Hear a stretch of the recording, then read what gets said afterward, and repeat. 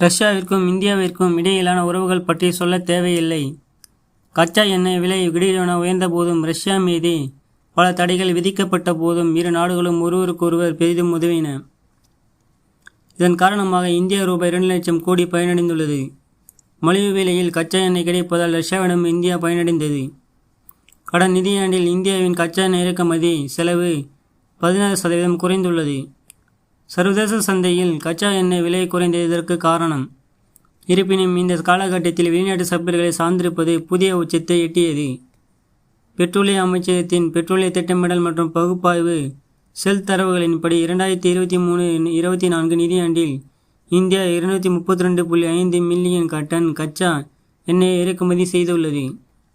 Petrol மற்றும் diesel தயாரிக்க கச்சா எண்ணெய் பதப்படுத்தப்படுகிறது. ஏறக்குறைய முந்தைய நிதியாண்டிற்கு இணையான இறக்குமதி அளவு உள்ளது. பெட்ரோல் மற்றும் டீசல் தயாரிக்க கச்சா எண்ணெய் பதப்படுத்தப்படுகிறது. ஏறக்குறைய முந்தைய நிதியாண்டிற்கு இணையான இறக்குமதி அளவு உள்ளது.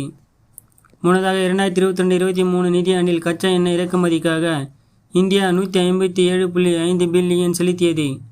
ஆனால் 2023-24 நிதியாண்டில் இந்தியா இறக்குமதிக்காக 132.4 பில்லியன் மட்டுமே செலுத்தியது. அதாவது கச்சா எண்ணெய் மசோதாவில் சுமார் $25 பில்லியன் பண மதிப்பில் சுமார் 2 லட்சம் கோடியை இந்திய அரசு மிச்சப்படுத்தி உள்ளது.